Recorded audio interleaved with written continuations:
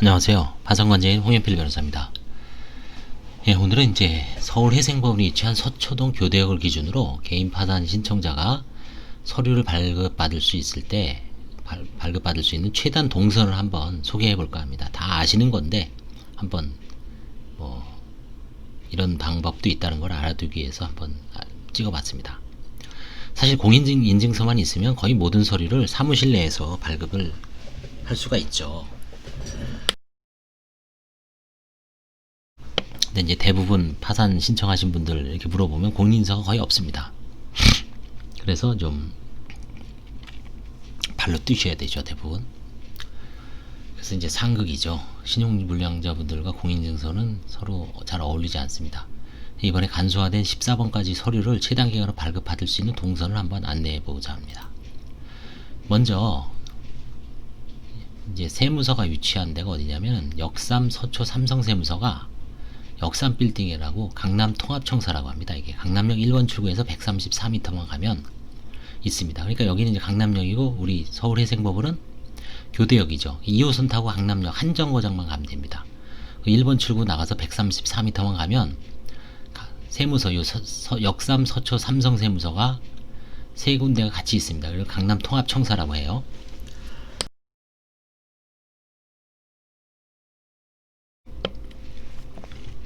그래서 여기 가서 그 9번에 기재된 세무서의 사실증명서 있죠. 뭐 폐업사실증명서, 뭐 소득금액증명서, 부가가치세 납세 증명서, 체납사실증명서, 뭐 면세사업증명서 뭐 이런 거 있습니다. 쭉쭉쭉쭉 이렇게 체크해서 8개 체크하면 다 띄워줍니다. 만약에 개인 영업을 안 하고 근로자였던 분들은 가서 소득금액증명이라도 띄면 돼요. 그럼 소득금액증명은 만약에 2010년 거를 띈다. 2010년부터 내가 2020년이다. 그럼 주식회사 만약에 뭐 현대건설에 근무했다. 그럼 연봉이 나옵니다. 그게 소득이 신고가 된 게 나오죠. 그래서 근로자들도 여기 가시면 뜰 수가 있어요. 원래 14번에 돼 있죠. 그게 영업하시는 분은 9번에서 이걸 다 띄고 난 영업을 안 했다. 난 그냥 노숙자였다. 그래도 14번을 옛날 그 회사에 갈 수가 없잖아요. 회사가 망할 수도 있으니까 근로소득 원천징수 영수증을 띄면 되는데 최근에 있으면 그게 다 나오는데 오래된 거는 없으면 그냥 소득금액증명서를 띄시면 돼요.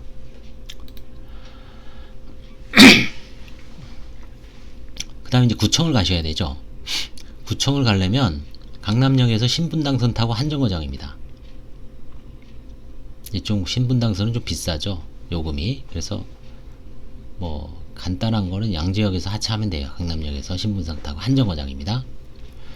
그 다음에 이제 강남역에서 다시 교대역으로 가서 3호선 타고 다시 양재역까지는 두 정거장이에요. 남부터미널 양재역. 좀 불편하죠. 비싸더라도 강남역에서 그냥 신분당선으로 바로 다이렉트로 가는 게 서초구청 가는 최저첩경입니다. 서초구청은 양재역 12번 출구에서 95m, 100m 정도 가면 됩니다. 뭐 안내문 다 있어요. 그래서 양재역 그 서초구청 가서 1번에서 7번 서류를 발급받습니다.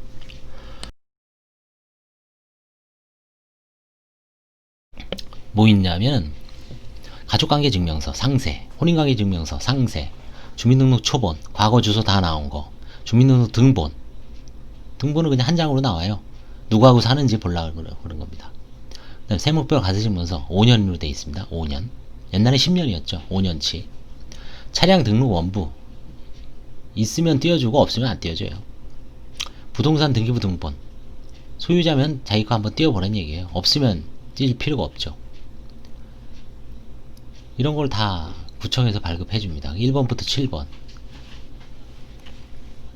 끝나죠. 그 다음에 이제 8번이 보험계약 조회 결과서예요. 이거는 이제 이게 가장 멀죠. 강북에 있습니다. 생명보험협회 수도권 지역본부, 종로 5가 한국기독교연합회관, 뭐 100주년 기념회관이라고도 하죠. 한국기독교연합회관 소재 수도권 지역본부가 있습니다. 거기에 여기 이제 양지역에서 3호선을 타고 이제 아까 서초구청에 있던 양지역으로 다시 가서 3호선을 타고 쭉 올라갑니다. 종로 3가까지. 종로 3가에서 1호선으로 환승해서 종로 3가에서 5가는 또 한정거장이에요. 걸어가기엔 좀 만만치가 않죠. 종로 5가에 하차하면 거기서 바로 한국기독교회관 나옵니다. 한 150m에서 한 200m 걸어가면 될 거예요. 그래서 8번 가장 어렵죠. 이게 보험계약 조회결과서. 공인인증서만 있으면 집에서 컴퓨터로 딱 뛸 수가 있는데 다 마찬가지입니다. 구청 거 다 뛸 수가 있어요. 이것도까지. 은행 거 다 뛸 수 있죠.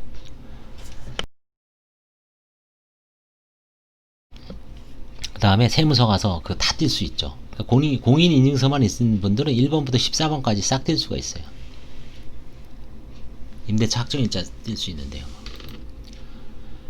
결국은 이제 아무리 줄어도 세 곳은 가야 됩니다.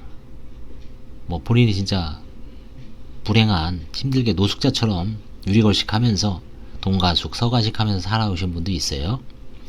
그런 분들 일단 구청은 가시고, 구청에 가서 1번부터 아까 몇 번이었죠? 7번. 근데 보통 1번부터 5번까지만 뛰면 되죠. 차 같은 거 없다 전자에. 세무서 가서 9번 세무서 사실증명 8가지 쭉쭉쭉쭉 체크하면 됩니다. 그 다음에 노숙자나 이런 가정주부도 이걸 띄면 좋아요. 근데 이게 이번에 보니까 9번으로 하면서 개인 영업한 사람만 마치 띄는 게 돼 있어서 좀 저는 불만이 있는데, 이거는 원래 취지가 예전에 파산 많이 들어올 때 노숙자나 가정주부나 진짜 뭐 아무것도 뭐 별로 이제 경제활동을 안 한 사람들을 이게 좀 신빙성을 파악하기 위해서 이거 다 띄게 한 거거든요. 영업하는 사람은 이제 뭐 현황이 남지만, 아, 이 사람은 아무것도 한 게 없구나. 체납 사실, 소득도 제대로 신고 안 했어요. 뭐 종합소득, 소득을 신고를 해야지. 근로소득이든 종합소득이든 신고해야지 세금을 내죠. 체납할 거 있죠. 결국 그 사람은 이제 투명인간처럼 뭐 유리걸식 하면서 사는 게 되죠. 가정주부처럼.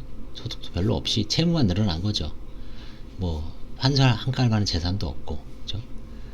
하여튼 뭐 지금 현재는, 그래서 이제 아까 말씀드렸지만 개인 영업을 안 하신 분들도 소득금액 증명을, 내가 소득금액 증명을 띄려면 힘들어요. 그 회사가 없어졌을 수도 있잖아요. 어떻게 하냐. 그래서 세무서 가서 소득금액 증명 하나 띄시라고. 있으면 있는 대로 띄워주고 없으면 없는 대로 띄워줘요. 그러면 아, 이 사람 세금 신고 안 하고 먹고 살았구나. 끝나는 겁니다. 생명보험협회 아까 말씀드렸죠. 8번. 그래서 1번부터 7, 8, 9까지는 누구나 다 내야 돼요. 그건 필수적으로. 그 다음에 10, 11, 12, 13, 14는 있는 사람만 내는 겁니다. 그거는. 그럼 거기에 또 만약에 뭐 12번이 은행인가 그렇죠. 1년치. 은행 가야 돼요. 근데 은행 거래 내역이 없다. 그러면 이제 그걸 입증하려면 아까 말씀드렸지. 페이인포 띄셔서, 아예 난 지금 뭐 활성 비활성 계좌 조회를 해봤더니 진짜 아무것도 없더라. 그러면 완전히 넘어가죠.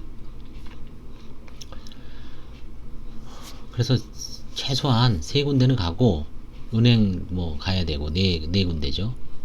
그 다음에 나중에 이제 뭐, 그쵸, 거기만 가면 돼요. 4군데만. 더 이상 갈 데가 있나요? 또? 없잖아요. 그쵸? 뭐, 기초생활수급자라든가 이런 분들은 또 구청 가서 다 떼어주잖아요. 그런 거.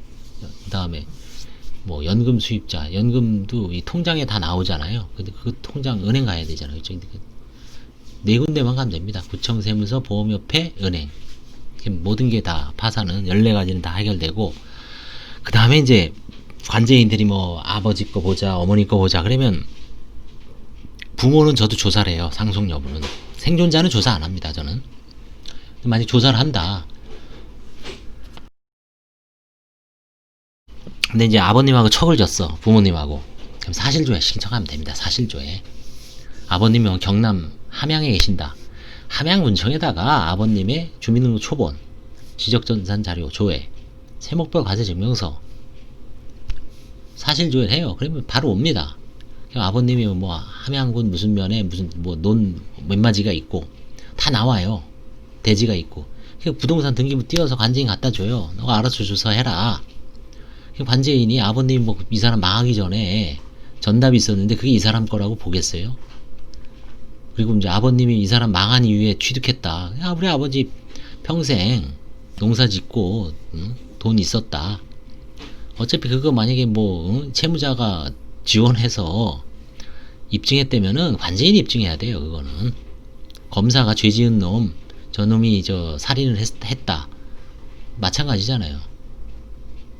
내가 살인을 안 했는데 검사가 나를 살인했다라고 보려면 목격자라든지 CCTV라든지 내가 무슨 칼을 찔렀다든지 그걸 누가 입증해야 돼요? 내가 입증해야 됩니까? 나는 부인하면 되죠. 검사가 입증해야 돼요. 입증 책임 원칙상.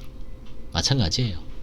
그렇게 너무 그걸 무슨 뭐 부모 어머니 거 뭐 배우자 거 이거 너무 저 스트레스 받을 필요가 없어요. 사실조회를 해서 딱 현황화해서 관제인 보고 조사를 해라. 관제인이 알아서 조사를 하게 돼 있어요. 자기가 뭐 다시 아버지를 소환하든 아니면 서면 조사를 하든.